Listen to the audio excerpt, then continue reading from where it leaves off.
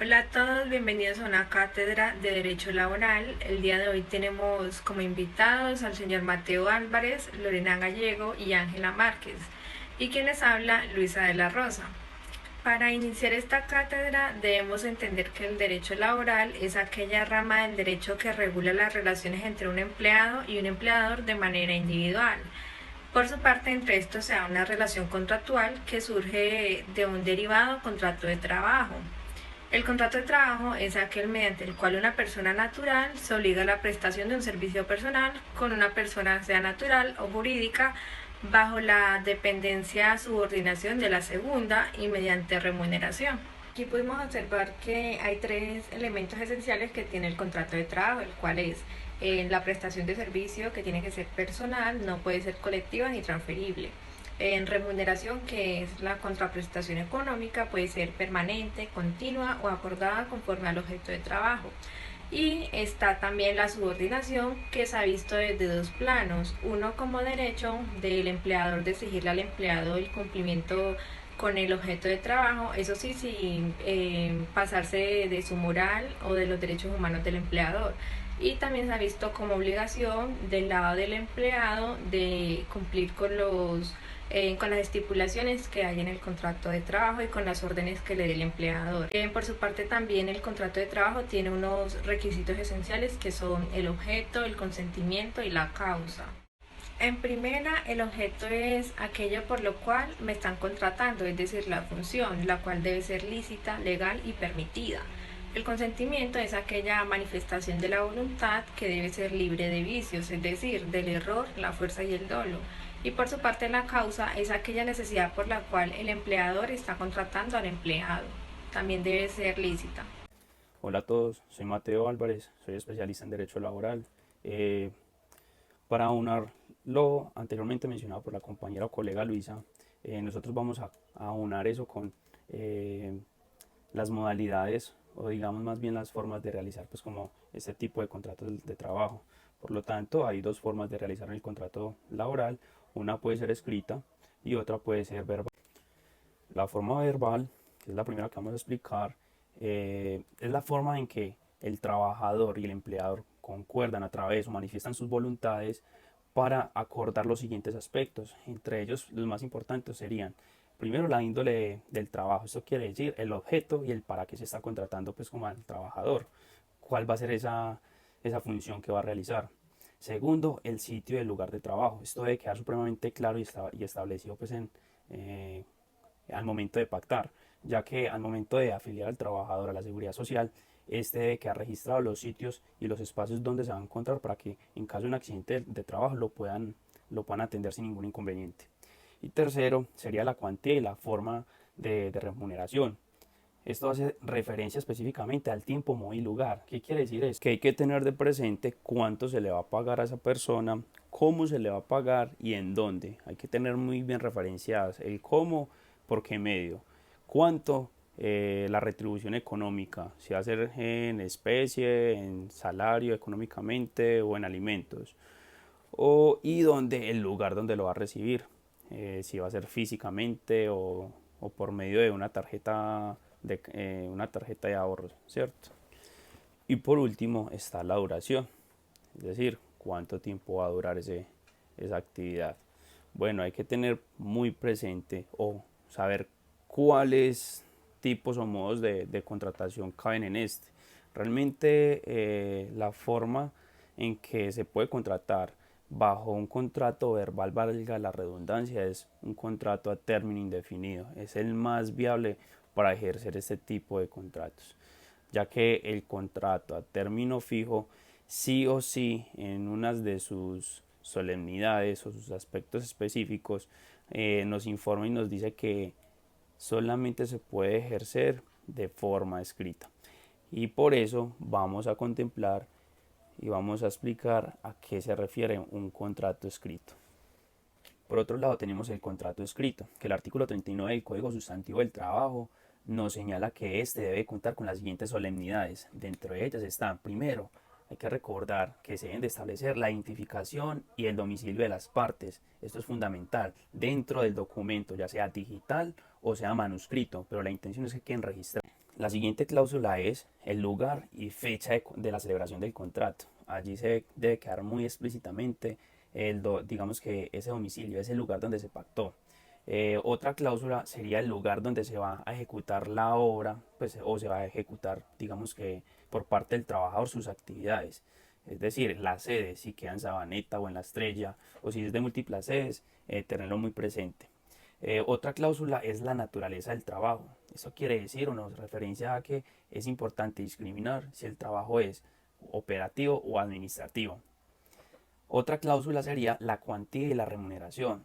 Hay que fijar cuánto va a ser el valor estimado, cuánto va a ser en dinero la remuneración o la retribución económica que va a percibir ese trabajador por la ejecución de su trabajo. La duración del trabajo es otra cláusula. Cuánto va a conllevar a ese trabajador o a esta persona, cuánto va a durar, si va a ser 3 meses, 4 meses, 5 meses, un año, 3 años o indefinido. Hay que dejarlo explícitamente expreso. Y por último, el desahucio y las causales por las cuales se puede terminar el contrato laboral con esta persona. En esa medida, ¿qué contratos o qué modalidades de contrato caben en este? Pues de esta forma se pueden contemplar el contrato a término fijo, puede ser por escrito, el contrato a término indefinido y el contrato por obra o labor, o el ocasional o transitorio, caben dentro de esta modalidad. Sin embargo, el de obra labor puede caber verbalmente, se puede asignar un contrato por obra o labor de manera verbal. Bueno chicos, siendo así, aquí les explicaba, les expresaba más o menos cómo funcionan los tipos o las formas de contratos en Colombia. Muchísimas gracias por la atención y los dejo con mi compañera Lorena, que va a continuar con otros aspectos del tema laboral. Buenas tardes, mi nombre es Lorena Gallego, especialista en Derecho Laboral y Seguridad Social. El día de hoy les voy a hablar sobre la terminación unilateral del contrato de trabajo sin justa causa. Muchas veces en nuestro país se da por terminar el contrato de trabajo sin justa causa, es decir, el empleador le hace creer al trabajador que su contrato fue terminado con justa causa, por lo cual el empleador no está en la obligación de pagarle la indemnización que le corresponde por el daño emergente y el lucro cesante. Por tal razón, es importante entrar a mirar en qué casos se da la terminación unilateral del contrato de trabajo sin justa causa cuando éste se compruebe. Se puede dar por terminado el contrato de trabajo unilateralmente por parte de la empresa. Sin embargo, se debe tener en cuenta que en algunos casos la empresa debe solicitar autorización del inspector de trabajo para hacerlo, ya sea porque la persona cuenta con un fuero especial, puede ser por maternidad, por discapacidad o por un fuero sindical.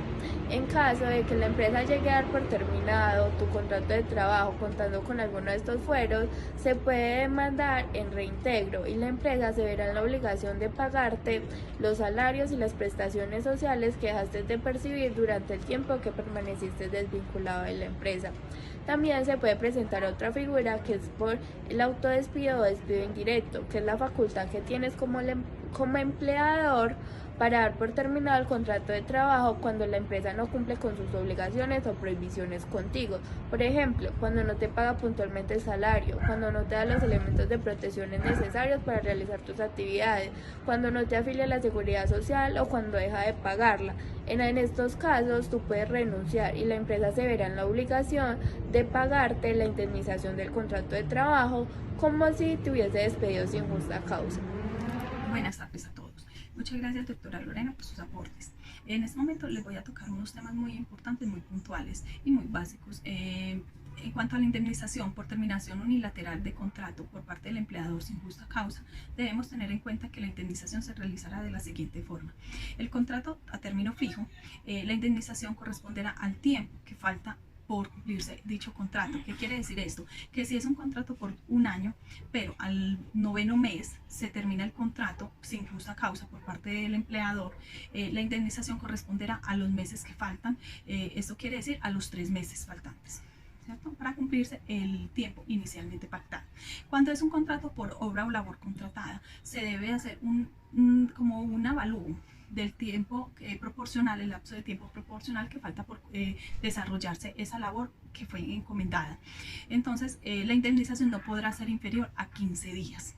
Bueno, cuando es contrato a término indefinido con salario inferior a 10 salarios mínimos, la indemnización corresponderá a el primer año 30 días de salario. Si el contrato dura menos de un año, será proporcional al tiempo que haya laborado. Cuando es superior a un año, como ya lo dijimos, es el primer año 30 días de salario y los años subsiguientes serán de 20 días.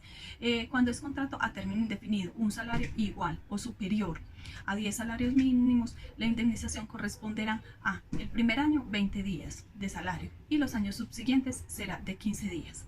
Debemos también tener en cuenta lo que son las prestaciones sociales, que son todas aquellas pagos legales que le corresponde hacer el empleador al empleado por cumplir ciertas condiciones. Primero, la prima de servicios la podemos encontrar en el artículo 306 del Código Sustantivo del Trabajo y corresponde a 30 días de salario por cada año laborado. Se paga 2 veces al año, 15 días que se tiene plazo para pagar hasta el último día de junio y los 15 días restantes para los primeros 20 días del mes de diciembre, o proporcional al tiempo que haya laborado la persona. Las cesantías es un ahorro que hace el empleador a nombre del empleado. Se hace de cada año hasta el 14 de febrero, se le debe consignar a una cuenta de un fondo de cesantías que fue escogido por el empleado. El valor corresponde a 30 días de salario por cada año laborado. Cuando el contrato es inferior a un año, no se cumple, se hace proporcional a este tiempo y se le consigna al empleado directamente. Este lo podemos encontrar en el artículo 24 del Código Sustantivo del Trabajo.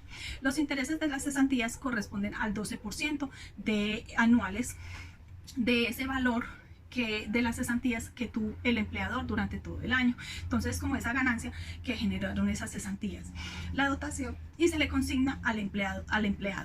La dotación la podemos encontrar en el artículo 230 del Código Sustantivo de Trabajo y corresponde a vestimenta y zapatos. Estas se realizan 3 veces al año, que son el 30 de abril, el 31 de agosto y el 20 de diciembre. Se le da a los empleados que ganen hasta 2 salarios mínimos legales mensuales vigentes y que lleven laborando más de 3 meses.